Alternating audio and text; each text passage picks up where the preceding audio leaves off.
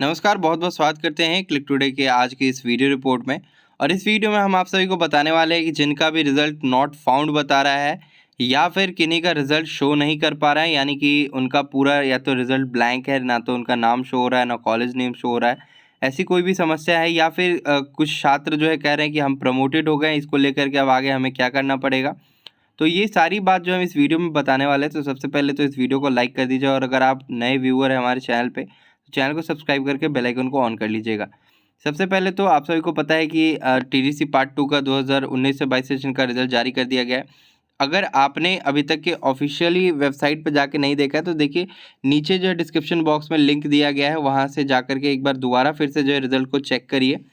ये सजेशन जो है यूनिवर्सिटी की तरफ से दिया गया है अभी, कि जो भी छात्र का नॉट फाउंड बता रहा है वो फिलहाल 1 से 2 दिन रुके, प्रतीक्षा करें। उसके बाद तक अगर उनका result not found he show हो रहा है, तो उनको जो है आगे की प्रोसेस जो है कुछ करनी पड़ेगी। क्या प्रोसेस है वो मैं आपको इस वीडियो में पूरी तरीके से बताने वाला हूँ। सबसे पहले तो देखिए एक रिजल्ट मैं यहाँ पर के दिखा रहा हूँ। रोल नंबर, रजिस्ट्रेशन नंबर मैंने हाइड कर रखा है, कॉलेज नेम भी हाइड कर रखा है, फैकल्टी ये कॉमर्स का है। जो भी मार्क्स आया होगा आपका यहाँ पे दिख रहा होगा। और रिज़ल्ट में कहीं न कहीं जो सब्जेक्ट का शॉर्ट फॉर्म है, कहीं-कहीं आपको गलत देखने को मिला होगा, तो उस पे आपको नहीं जाना है, आपको अपना मार्क्स सही है कि नहीं ये देखना है। बाकी तो आपको आपका सब्जेक्ट का नाम पता ही होगा।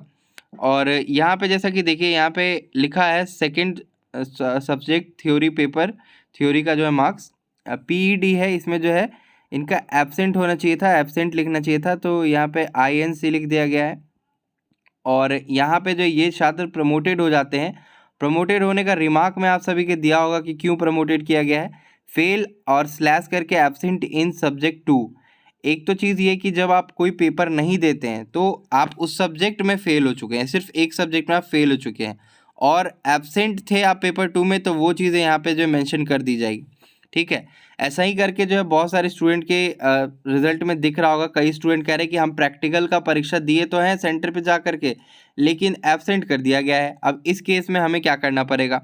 आपके भी रिजल्ट पे अगर ऐसा दिख रहा है, यहाँ पे एब्सेंट लिखा गया है और आप प्रमोटेड हो चुके हैं, तो प्रमोटेड का मतलब ये हो रहा है कि अब आपको अगले जो है पार्ट में भेज तो दिया गया है, लेकिन आपको अपना जो भी सब्जेक्ट में प्रमोटेड आपको लगा है, इनका जो है प्लानिंग इकोनॉमिक डेवलपमेंट में लगा है प्रमोटेड, तो इनको जो है प्लानिंग इकोनॉमिक डेवलपमेंट का जो पेपर पिछले सेशन के साथ या तो देना होगा, या फिर जैसा कि परीक्षा नियंत्रक ने वादा किया था कि स्पेशल परीक्षा कंडक्ट करवाया जाएगा पार्ट 3 परीक्षा से पहले। जो भी छात्र छात्राएं प्रमोटेड हो जाएंगे वो सभी जो है उस स्पेशल परीक्षा में शामिल होकर के पास होकर के अपना जो पार्ट 3 का जो एग्जामिनेशन देंगे साथ ही साथ। तो इससे क्या होगा कि आपका सेशन जो है आपके साथ जो है बना रहेगा, और आपसे जब स्पेशल परीक्षा का फॉर्म भरवाया जाएगा उस टाइम पे आपसे एक अंडरटेकिंग फॉर्म भी भरवाया जाएगा। वो अंडरटेकिंग फॉर्म कैसा होगा आगे आने वाले टाइम में वीडियो बना करके बताएंगे। अंडरटेकिंग फॉर्म एक शपथ पत्र की तरह होता है, जहाँ पर कि आपसे शपथ लिवाया जाता है कि आप अगर पार्ट 2 के स्पेशल परीक्षा में उत्तीर्ण नहीं होते हैं, तो फिर आपका पार्ट 3 का जो रिज़ल्ट है वो अमान्य हो जाएगा, वो रिज़ल्ट कैंसिल हो जाएगा। तो चलिए अब हम आगे जो है आपको दिखाते हैं कि अगर ऐसा आपका हो गया, मान लीजिए आपका पूरा रिजल्ट ही नहीं दिख रहा है या फिर आप प्रमोटेड हो चुके हैं, तो प्रमोटेड हो गए हैं तो किस कारण से हुए हैं ये आपको पता ही होगा। आपका मार्क्स कम आया होगा, या तो यहाँ पे मार्क्स जो है लिख दिया जाएगा। ये स्टूडेंट जो एब्सेंट थे इसकी वजह से इनका जो है यहाँ पे प्रमोटेड बताया जा रहा है। तो एब्सेंट के केस में भी प्रमोटेड होता है और कम नंबर आता है, यानी कि सब्सिडरी में 33 नंबर चाहिए होते हैं पास होने के लिए, अगर उससे कम आता है तो प्रमोटेड वो हो जाते हैं, आपको पता होगा। और ऑनर्स पेपर में दो ऑनर्स पेपर मिला करके 90 मार्क्स होने चाहिए, दोनों पेपर मिला करके। कोई ज़रूरत नहीं है किसी में अगर आपका 2 मार्क्स भी है और किसी में 88 मार्क्स भी है, यानी कि एक पेपर में 2 मार्क्स और एक पेपर में 88 मार्क्स भी है, 90 नंबर अगर मिला करके हो रहे हैं तो आप पास हैं, आपको डरने की ज़रूरत नहीं है। अब चलिए जो आश्वासन आ रहे हैं, जैसे कि बीएड फर्स्ट ईयर का रिजल्ट आया तो उन लोगों को जो डू नॉट फाउंड के केस में बताया गया कि 2 से 3 दिनों तक जो वेट करना रहेगा और उसके बाद जो इनका हो सकता है रिजल्ट अपडेट हो जाएगा। तो जिनका नहीं शो हो रहा है यूजी में भी पार्ट 2 में 2019 से 22 सेशन वालों का, तो आप लोग वेट करिए, 2 से 3 दिनों में ठीक हो जाएगा। अगर नहीं होता है तो आपको क्या करना है मैं आपको बताता हूँ। कई छात्रों का क्या समस्या आ रहा है कि उनके अटेंडेंस शीट पे जो है अलग से उनका जो अटेंडेंस बनवाया गया था। तो जो भी स्टूडेंट का अलग से अटेंडेंस बनवाया गया था, तो अटेंडेंस शीट पे ऐसे बनवाया गया होगा जैसे जो भी स्टूडेंट का रेगुलर वाले में आ रहा था तो उनका प्रिंटेड फॉर्म में आया था, लेकिन जिनका अलग से बनवाया जाता है उसका अलग से लिख दिया जाता है नीचे में कि कौन से स्टूडेंट का क्या रोल नंबर है और यहाँ पे जो आंसर शीट नंबर क्या है और सिग्नेचर उनसे जो है करवा लिया जाता है। इस केस में भी एब्सेंट हो जाते हैं छात्र जिनका अलग से जो है अटेंडेंस बनता है। ठीक है, अब ये सब होने के वजह से ही एब्सेंट हो जाता है आपके अपीयर होने के बावजूद, यानी कि आप परीक्षा देते हैं उसके बावजूद भी जो आपको एब्सेंट करार कर दिया जाता है। प्रैक्टिकल का परीक्षा भी आपका जो है परीक्षा केंद्र पे हुआ था, दूसरे परीक्षा केंद्र पे हुआ था, अगर उसमें एब्सेंट बता रहा है तो आपको क्या करना रहेगा। यहाँ पे मैं आपको एक एप्लीकेशन दिखा रहा हूँ, इस एप्लीकेशन का आप स्क्रीनशॉट ले लीजिए। हालांकि ये जो एप्लीकेशन लिखा गया है एक लड़की के द्वारा लिखा गया, मतलब लड़की किसी एक छात्रा का जो है रिजल्ट अटक गया था तो उन्होंने अपना एक जो एप्लीकेशन लिखा था। आपको बस कुछ चीज़ संशोधित करना होगा, मतलब कुछ चीज़ों को जो है ठीक कर लेना होगा, जैसे कि करती हूँ तो वहाँ पे आप करता हूँ, अगर आप लड़के हैं तो, अगर आप लड़की हैं तो फिर अपना सेम इसी तरीके से जो अपना एप्लीकेशन लिखेंगी। यहाँ पे आपके जो है कॉलेज का मुहर, स्टैम्प और प्रिंसिपल का सिग्नेचर लगेगा और यही लेकर के आपको जो है यूनिवर्सिटी जाना रहेगा। या तो यूनिवर्सिटी गाइडलाइन जारी करेगी, बोलेगी कि कॉलेज में ही आपको एप्लीकेशन जमा करना है, या फिर अगर कॉलेज से नहीं होता है, कॉलेज अभी ये बोलेगी कि हमारे पास डेटा नहीं आया है, इसलिए आप लोग जो है प्रतीक्षा करिए, जब टीआर आ जाएगा उसके बाद ही हम लोग कुछ करेंगे। हालांकि आपको वेट नहीं करना है इस चीज़ का, आपको क्या करना है, अपनी यूनिवर्सिटी जाना है। बिहार यूनिवर्सिटी मुजफ्फरपुर, अगर आप दूर रह रहे हैं तो आपको आना पड़ेगा।